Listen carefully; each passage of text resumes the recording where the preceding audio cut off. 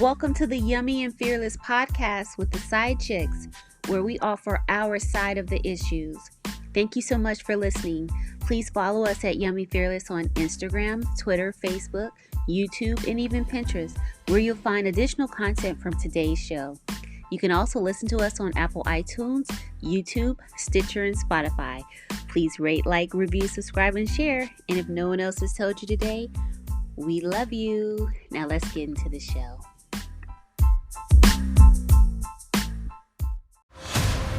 Begin Podfix Network transmission in 3, 2, 1. We have to talk about this Oscar situation. Well, welcome to the Yummy and Fearless podcast with the SideChicks. I'm Yummy. I am Dark Phoenix. And we gotta, something happen, y'all. Something happens. we gotta have a say on this. We have to tell our sides. We have to give our side of the issue on this thing. So can you just give a rundown, a synopsis of what happened or what you know have happened? Okay, so at the 94th Academy Awards ceremony, individual who just happens to be literally my favorite actor, Will Smith. Your favorite actor? He is my favorite actor. How about that? Yeah. He's also one of Hollywood's most bankable actors as well. Yep, rapper turned actor. Yeah, I know that if he's in something, I can expect a certain level of quality from it. But comedian Chris Rock shared a joke about his wife, Jada Pinkett Smith, and her buzz cut hairstyle. Will Smith didn't like it. He went on the stage and he smacked the taste out of Chris Rock's mouth. Ow, he did it. And then he went back to his seat and yelled out twice, "Keep my wife's name out your fucking mouth." So I've gone through an array of thoughts on this. I started the day, like when I first heard about it, I didn't think it was real. I thought it was a publicity. I thought it was a skit or something. Yeah. I'm like, no way. Get the fuck out of here. No, I'm not believing. Then I saw it and I was like, well, at first, I guess my first thought was, but I didn't have the whole context. All I had was what the joke was. And I was thinking of it from Jada's point of view. And Jada clearly didn't think it was funny if you look at her reaction. And I'm like, ouch, he shouldn't have done that. That was in poor taste. That was like, everybody knows that, at least I know. So everybody should know that she has, this condition, this alopecia. And that was just in poor taste. He's making fun of her medical, blah, blah, blah. So I was like, maybe Will was defending his wife's honor. But as the day went on and I started to think about it and reflect, I was like, oh. And then I saw the slap. He came, like I say to my son, he came down on it. So what were your initial thoughts and where are you now? I was completely in shock. So I woke up at about, like I do most nights, at about 3:00 in the morning. And I happened to look at my laptop and saw it. And I literally couldn't process. And so I looked at my phone and you had sent me a text about it. And I kid you not, I was so rattled, I couldn't go back to sleep. What rattled you the most? Because I could not understand the circumstances by which this was possible to happen. I could not understand what circumstances could create this event. It just did not make sense to me at all. What part? The part that Will Smith did it, or the part that anybody did it, or the part that it happened to Chris Rock? Which part of the circumstance? Definitely the part. Well, first off, the part that anybody did it, but if there was anybody that would do it, Will Smith would most certainly be the last person that I would think would do it. So I spent the next day, looking at the commentary. And so the question has been, was he wrong for doing it? Which I find baffling that that's the question. Mm-hmm. Because clearly the man snapped. Yeah. Clearly that is not a person that was present in reality to have that response. He just happened to snap on international TV, but clearly that man snapped. He snapped. I don't think he snapped. I think that and then this is what, so at first I thought it was a skit. I didn't think it was real. I was like, because that's Chris Rock. He jokes. That's what he does. But I don't think he snapped because he was laughing at first. He laughed too. So I don't know what happened, what transpired. I don't know if the cameras, I haven't seen it, if the cameras caught anything that happened between the time that he laughed and the time he went up there and accosted this man. But something happened, and I don't think it was a snapping. I think it was, there's been much ado about Jada's role in this. I don't know that I subscribe to that wholeheartedly. I do know that she didn't try to stop him. It didn't look like she tried to stop him from doing that. Did not even. But who would think that was on the table? Right. Well, I mean, she seemed to look at him as though, this is all speculation. Nothing, no words transpired that I could see. They weren't even sitting next to each other. But who hasn't laughed at something at your expense or someone else's expense that's close to you? Who hasn't nervously laughed at something that you truly didn't think was funny? I don't think it's outside of the realm of possibility, but the intensity that he showed and displayed after the fact does not match that initial reaction. I don't, under any circumstance. If you really thought that it was that egregious, I don't think that you would have laughed like that, even nervous. Which to me is further indication that some snap. Because even in his speech when he said, that to be in the business, part of the business, you have to, take a certain amount of disrespect. You have to be talked about. You have to be joked about. This is what Will Smith said? That's what he said, which spoke to me his mindset and just his understanding. He said, I know to be in this business, you have to be able in order to do what we do, you have to be able to take abuse. You have to be able to have people talk crazy about you in this business. You have to be able to have people disrespect you and smile and pretend like it's okay. That's what he said 15 minutes later. So I don't find it unusual that he initially smiled. And so there is some thinking, because Jada's reaction was more, I guess, real to her true feelings. She rolled her eyes. So you think that he was defending his wife's honor? I think that he was defending his wife's honor, and I think that man snapped. He snapped because you gotta look at, if he were only defending her honor, he could have done that on the commercial break. Right. He could have done that on the commercial break, because nowhere in the reasoning of someone that is completely a part of reality do you go on the Oscar stage, smack somebody he smacked fire out of it, turn around, sit down, then yell profanity. You are not a part of complete reality that is your response. I'm not saying that his feeling the need to defend his wife was wrong, but I'm saying a person, it was on international TV. That's not, to me, those are not the actions of a person that is completely in reality. I can agree with that. I would just go as far as to say that is then anyone who is Hollywood, and I'm putting that in air quotes, if you're Hollywood, I don't think you're necessarily, I think that could be anyone who's not grounded in reality, because they do have a alternate reality. They have a different reality than the rest of us, a reality where they have privilege and they can do whatever the hell they want. I don't want to give him that pass, though. I think that that was premeditated. He had a chance to think about it. He walked up to this. I mean, clearly, you're on national TV, and then you double down. You double down when you go back to your seat and start yelling profanity and obscenity, and then you act like it's business as usual. And then the audience applauds when you get your Oscar. In any other circumstance,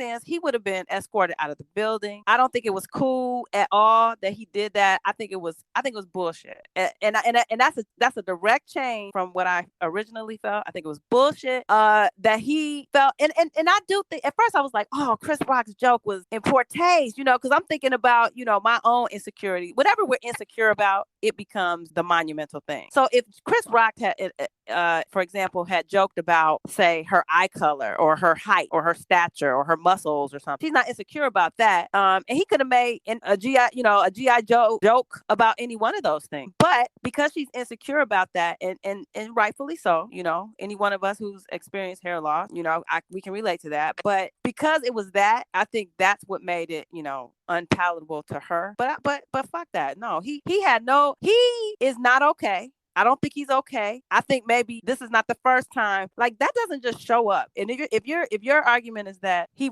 not rooted in reality or not, then you think that was the first time he's ever done that? And if his own mother. Have you heard what she said? Yeah. His own mother said that she's never in his entire life seen it. His own sister said that she's never in her entire life seen it. Everything that everybody has known of him has been that they have never, ever seen that of him. When behavior like that comes out of nowhere, that's so out of character for a person, there is a mental health break typically that occurs.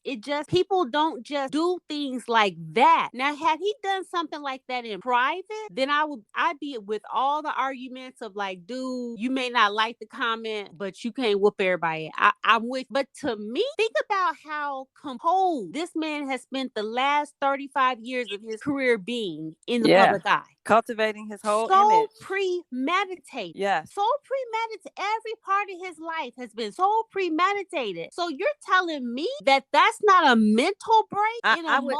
I would say, I would argue that any one of us, in the name of, on any given day, we're all just one, bad day away from going off on motherfucker. You know what I'm saying? So I don't think that's indicative of him snapping so much as it is, we just have never seen it. And for a mother, it doesn't surprise me that his mother and his sister would say, oh, we've never seen him behave that way. But I have heard now other people outside of his mama and his sister say, oh, Will Smith is not a nice person. Like that's his image. His public image is that of a nice person. But he is not, he ain't that, he ain't all that nice. And I think that he forgot, he was more interested in the moment in saving face, I guess, in front of his wife than he was in his own carefully curated and cultivated image. 35, how many? 30 years? At least 35 years. But I just don't think that somebody who spent the effort that he spent with no slip-ups ever would slip up like that. That's just don't make sense to me. That was a big one. Right. I mean, that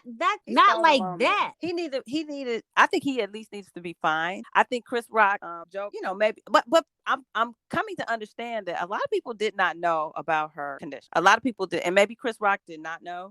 I do think that stole the moment from the Williams sister. I think that is disappointing because he had been such a role model. Now he will forever, for the rest of his life, whenever somebody mentions his name, he cannot divorce himself from this one event. Aren't there some things more important than awards though? Because of course, this has nothing to do with awards. What it really, I mean, but I hear people like, oh my God, nobody will ever really remember who won the documentary. I'm like, there are things that are more important. This is an award show. No, I'm not talking about the awards. I'm talking about him as a person. Before the awards, whether he won or not, he had a very elevated status and stature in the community, not just in the Black community, but just in the culture, period. But now that is forever sullied. But I think the funny thing, though, Chris Rock, the funniest part of it was, and I don't know if it's funny to y'all, but when Chris Rock was like, when he got up out of his seat, he was like, uh-oh. I know. But you could see Chris Rock had no idea. He did not think he was going to do that. That's what people like, well, I would have done this. Don't nobody know what the fuck you would have done because that's not even in your purview of possibility. That's how outlandish it is. Yeah. Chris Rock did the right thing. Which is why, to me, that puts it over in a whole nother category. It's not, they're like, oh, security should have done. Nobody could think. That's how outlandish the whole thing was that you couldn't even process. I think if it had been Will Smith smacking a white man, they would have escorted him out. I don't know. I think everybody, including the audience, had a profoundly delayed reaction for the whole thing. I agree. But then they stood up for the man. He just did something. Maybe they all thought it was a kid. I know I did. I was like, well, this could not be real. But it was real. It was real. And everybody let him, and they knew he was going to get his Oscar. He got his Oscar, and they stood up for him after he showed his natural laugh. Not cool. Not cool, Will. Not cool. I think it's far more complex. And I think that people are feeling that. Do you think he was really feeling that intense at that moment? Why would I do? Why not? But why not? I think it was fake intense. I don't think he was feeling that intense. I don't think, and sometime between the time laughed and the time made his way up to the front of the stage, on stage, I just don't believe he was really feeling that. I think that, well, let me ask you this. To what extent do you think Jada is responsible, if at all? You know what? I think I find the whole premise of Jada responsible interesting because I think it speaks to sort of a perception that people have of their relationships and of their roles and control or influence, which I think are contributing factors to their frustration. Because to me, his break, this has been a long time coming. Right. This has been a long time coming. And a lot of different things, from the complexities, even in terms of him speaking on feeling that his entire life he was a coward because he was unable to stand up to his father who would physically beat his mother. Wow. And that everything that he's ever done in his life, from any award and all of that, was all in the effort to make up for him being a coward. So I say that I just feel that people are looking at this in a very overly simplified way, in that in a typical way that we don't give people the, especially I think sometimes famous people, but people in general, we don't give people the benefit of complexity that we as humans actually do have. But one of the benefits we sort of have in this situation is that we did just publish a autobiography. We do have some information about sort of his psyche and sort of the things that helped form him. And if anybody actually looked at all of things critically, you can kind of see how this individual could possibly have the recipe for this situation to eventually have a moment where he just snapped. It just happened to be on TV, but he has all the work from a little boy on up. And I know that that's not the hot thing to do. I know people just want to be like, oh, that nigga should never, he went up there, his name Jada. I know that, I understand all that, but I just don't think it's quite that simple. And I know that that's not an easy explanation, and nobody wants to do that, but I don't think it's that simple. So even in terms of that night alone, not even that. So let's just say recently, he and Jada had a few little kick-ups in regard to people, the way that people look at their relationship and have brought it to their face. Like Laverne Cox, when she interviewed them on a red carpet, she brought up the entanglement thing in front of them, which a lot of people felt was inappropriate. That's poor taste too. He should have smacked her. That's what they said. That's what they said. Gayle King, in a very recent interview, because he's been doing press because of his Oscar nomination, she said she brought up the whole infidelity. You guys have to have very public infidelity, et cetera, et cetera. And he corrected her and said, we've never had infidelity. We've always discussed everything. So two things. Even that very night, Regina Hall, one of the hosts, she did a joke that night, said calling up all the single hot men in Hollywood, including Will, and said Jada wouldn't mind. Oh. That night. So people been like, so wait, was that before or after the smack? That was before the smack. So this was a culmination that underscores the fact, and I don't doubt saying about a confluence of events that led up to his, say, quote, breaking point or him snapping. No excuse though. It's no excuse, and he's dead wrong, because if somebody had done that to his son or to him even, it's just not okay. He could have controlled himself. He's controlled himself for 35 years. So now all of a sudden, and I understand, everybody has a breaking point. Everybody, he's the laughing stock. And I think that's partly his fault. It's him and his wife's fault. But how is it? So this is my question, because a lot of say that it's their fault because of the entanglement thing. But people forget the entanglement thing was in response to them being outed. They didn't release that. They were doing they had no choice but to say something. They didn't volunteer that. They had a choice. They completely had a choice. August Alsina told it. So they had a choice. Let me tell you, Beyonce, Solange, and Jay-Z were in an elevator with the camera on them. It had a brawl. Well, it wasn't even a brawl. It was just Jay-Z getting his ass kicked by Solange. When they got off that elevator, had they ever talked about that shit? Ever? But whoever Becky was with good hair never got on TV and said, Jay-Z fucking me. They didn't have to, because we saw Jay-Z got the shit smacked out of him by his sister-in-law. We all saw that. Nobody to this day really knows why. Exactly. Because nobody spoke. There wasn't a woman saying it. But there wasn't a woman. They're not going to address it, though. They're not going to address. They could have, what's her name? Jada and Will could have easily not said anything about it. Do you know how many people have come out? And I'm just using Jay-Z and Beyonce as an example, because they are considered, part of our Black royalty or whatever. And, they have very public lives on one hand. People have accused Jay-Z of fathering outside children. They've accused Beyonce of, she said she was a virgin when they got married. She wasn't no virgin. She was going with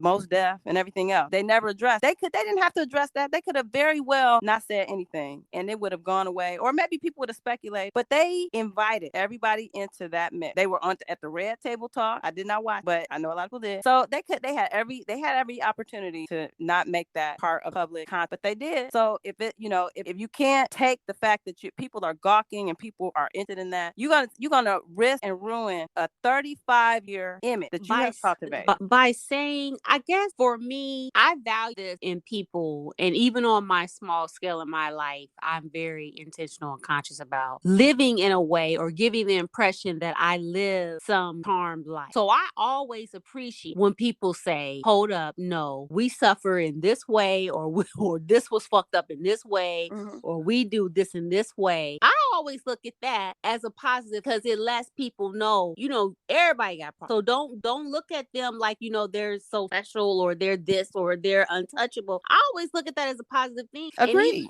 So to me, them speaking in any way about because for so long it was like, oh, Will and Jada, they're not this, they're not. And then people really compare themselves to them and wonder, well, why don't I have that? When don't no fucking body have that? Agreed. So I don't, what the issue is, if these are two people, to me, they did a fucking public service to say, we are not some motherfucking magazine. We struggled. We had a point where we didn't think we was going to do this no more. He went and got somebody else and I went and got somebody else. I don't see how that turns into something where people need to be ridiculed because of that. I don't know. I do know. I don't think that it's a public service. I do think that part of it is publicity. Let's be honest here. They want eyes. They want eyeballs. They want eyeballs just like Kanye does. Just like every celebrity does. They want the eyeballs on their shit. So if that means we got to expose a little bit to get a little bit, then we'll do that. I don't give them much credit for that. I think that you put it out there. You explained it. You didn't have to. You did not have to even address. You didn't have to say anything. You didn't even have to dignify. August Alsina could have said, who is August Alsina to Will Smith? Nobody. August Alsina is a nobody to Will Smith. They could have let that stuff die down just like any other, celebrity but you invited this. And I'm not saying that it's right or wrong. It's not, it was their choice. I don't think there's anything wrong with them making that choice. I think that it may have helped some people by them making that choice to expose it and talk about it. At the same time, don't, everything, like I know, because we are jokesters here and nothing's off limit. Once you put it out there, we gonna talk about it. We gonna clown you for it. People are gonna talk about it, but there's also a difference. And I sort of remember when the phase started to happen. There's a difference between talking about things in general terms, and then there's this thing of talking about people directly in front of people's faces. And I remember when this started to become popular, and it was the thing to do at award shows where you would start like roasting people in their face. Like, of course, people always talked about people, but it was a time when people wouldn't do it directly while they were sitting there. Since this happened, there's this skit from 1999 of Shawn Wayans as Chris Rock. He's pretending to be Chris Rock hosting some award show. And Chris Rock is one of the people that I do remember, like when this started to become popular, of like being, hosting award shows or being in front of people, talking shit about people in front of. So the skit though is him and Chris Rock talking about people. The people are actually in there, and then they come on stage and they assault him. That's what the skit literally is. They were like, Shawn Wayans projected Chris Rock get smacked. The first person smacked him. One of the people came up there was J-Lo. She started beating him up with her ass.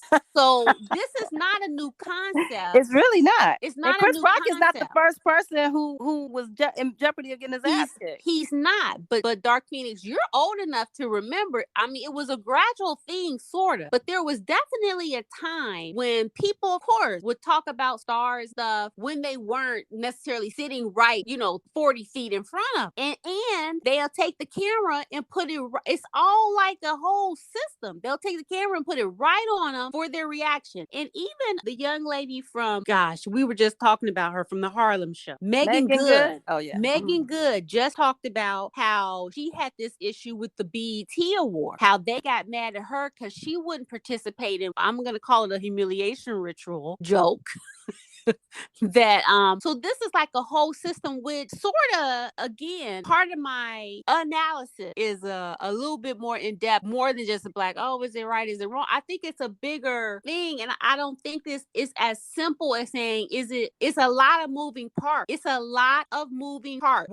One of the other moving parts is the sensitivity of black women in their hair. Absolutely. And Chris Rock is familiar with that because, and I think it was 2009, he did a documentary about good hair. Yes. You know, yes. But again, I want to be clear. I don't feel that Chris Rock did anything wrong. You know, I don't think. I was just about to ask you, do you think the joke was? I mean, it was not a good joke. It was in bad taste. It was in bad taste. But because, and that's why I think that the discussion that's being had, it's the era is in the question. There is no question as to whether or not it was okay for him to be assaulted. The era is in the question. Of course, that's not okay. Right. Of course that's not okay. That's so fucking dumb. And that's the question I see. So what's the question then? What does the question become? To me is, what are the circumstances that would cause a man who has 35 years of public pristine behavior to act entirely outside of what everybody in the context that we're watching him in, we don't know him personally. I understand that. But in the context of what his accepted behavior is in public, to all of a sudden out of nowhere be violent, to me, that makes me go, oh, wait a minute. Something is wrong. Because, and I can't even watch the clips anymore because I can't.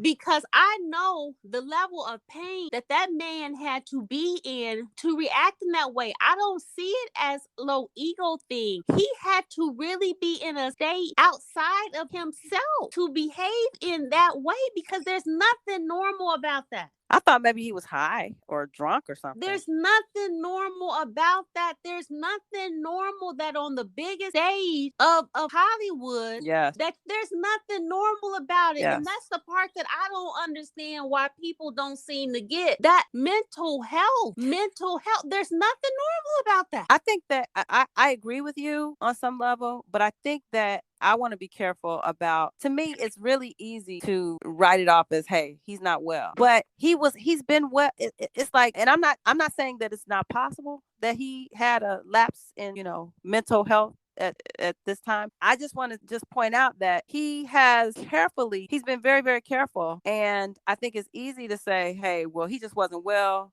Let's get him some help. And I think that he would just as soon ride that wave. And I'm not saying that he didn't have pain as a child. Shit, most of us did. It doesn't make us go on the stage and smack the shit out of somebody without any consequence. I think that, and your point about, hey, the circumstances leading up to him doing this, the circumstances surrounding making it possible for this to happen. I think that then if that's the case, then everybody has to take a little bit of the accountability. The audience has to take some accountability. Absolutely. The industry has to take some accountability. Absolutely. His mom and daddy, Jada,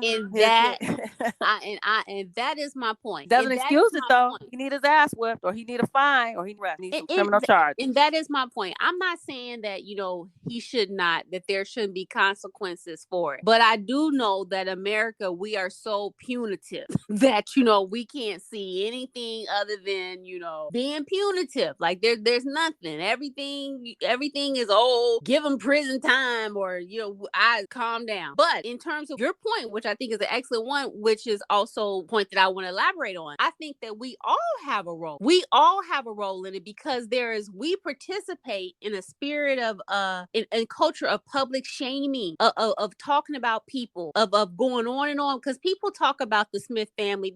We have talked about how they raise kids, how weird their kids are, how crazy their relationship is. Yeah, we go on and on. And just talk about our general culture. That's just like the world. There is a spirit of, there's just a culture of public shaming that all of us participate in. That's sick. Well, I don't feel sorry for Will Smith and Jada and his kids. He has lived a very privileged, charmed life for the most part. He did it, and he probably underwent some severe, abuse or whatever it was, unsavory things as a kid. But he's been out here since he was a teenager. He's been famous most of his life. He's been rich and famous most of his life. But does that mean though that's just like to me, this is similar to like Cardi B winning that case, that defamation. Just because someone is rich and privileged doesn't mean that they're not a person, or that we as society get automatic permission to demean them. Agree. I mean, well, I don't know. I think that if this is your career of choice, this is kind of the price of admission. This is the price of admission. You are going to be gawked at. You're going to be followed by paparazzi. You're going to be, scrutinized. If it had been, if it's something that's unnatural, if you are being perfectly normal, natural, and I'm saying this kind of tongue in cheek. If you're being normal, acting normal, doing normal things, shopping at the grocery store, going about your life, but if you're doing weird shit and people calling you on your weird shit and your weird ass kids, that's part of the price of admission. You gotta. I mean, some of that you gotta just take and go on with your life. You're rich. Fucking get over it. I do have some think self-control. Some of it they take, but I do not think that just because nobody else can do that. I don't think just because someone is rich or that they're in the entertainment business that they deserve or that we have a right as the general public to just unabashedly go in. Just like, for example, this weekend, Doja Cat was in Central America, South America, and she was in Paraguay. And because of the weather, she couldn't do a show. And so the fans got mad at her because they claimed she didn't come outside of the hotel, but she had actually left. They started harassing her online. Then, I mean, ugliness. It got so bad, they were comparing her to Hitler. Oh my gosh. And her mother is Jewish. She's half Jewish. But like it got so bad that she was like, I'm quitting music. So I say that to say, that speaks about us as a society. And I think social media is a big part of this because everybody has their say, but I don't feel that that's I agree with that. But let's not conflate. I'm not a part of it. Let's not conflate being joked about with being mean, because I think being mean is one, we all know the difference. We know the difference when somebody's being mean versus when somebody is getting roasted. I mean, you gonna get roasted if you got on something look stupid. People roasted what's his name, Dwayne Wade. He used to wear, is that the one he used to wear all the flower suits and whatnot? I mean, you're gonna get roasted, and maybe there's a fine line between getting roasted and being bullied. But I think this is another level. I think this is another level above being I don't think roasted. Chris Rock bullied Will Smith. I don't think Chris Rock. I don't either. I don't. That's why I said he took it out on her. He took it out on Chris Rock unprovoked. I mean, I think it was without just cause, and maybe say provoked. I mean, but I don't think that his reaction at all matched the intensity of the moment. But yeah, I feel for him, but not only so much. I mean, don't be mean to people, especially when they have conditions. Yeah. But but again, which to me is my point, like nothing happened to deserve that. That's why it's not about all right? It ain't about the joke. Okay. It's not about the joke. Like, so what happens next though? Chris Rock. I think that if we really wanted to really make this moment really mean something, I think that all of us should take a moment to reflect at how we participate in this culture of humiliation though. I think that we should. And I don't because I truly believe that we should have put effort into. I look at it like this. I don't care how much money you ever made. If somebody was constantly talking shit about your kids, even if they were grown, that would affect. That would affect. It would. I think that they go through whatever process they're gonna go through. I think that you can't tell me that mental health expert would not look at that and think, let's talk about what happened. Something's up. I want to hear that. I would want to hear a mental health expert analysis of that moment, of that. Yeah. What transpired. Because a general basic is whenever somebody acts that to that degree out of character, regardless as to what it is, when the behavior is that degree out of character, it deserves a discussion. And I feel like and this is the part where I feel like, we have to look at people as human beings, regardless to how many millions they have. If I spent 35 years being consistent in one way of behavior and I had a massive fuck up, I would hope that my whole 35 years wouldn't just instantly wouldn't throw it away as if it meant nothing. Like, to me, that's fucked up. And if anybody being real about your walk in life, good and damn well, because you don't make it out this life without experiencing some of this your damn self, that you can see that can happen to you too. It probably has to a smaller scale. He lived on a bigger scale than we do, but that shit can happen to you and probably has. So have some motherfucking empathy. Well, you don't have to lynch them. You don't have to metaphorically lynch the man. Thank you for listening. If you liked what you heard, review, subscribe, and share. It helps other listeners find us. And don't forget to follow us at Yummy Fearless on Instagram, Twitter, Facebook, YouTube, and even Pinterest, where you'll find additional content from today's show and also our highly curated He Can Get It list. As always, you can listen to the Yummy and Fearless podcast with the SideChicks on Apple iTunes, YouTube, Stitcher, and Spotify. And if no one else has told you today, we love you and thank you so much for listening.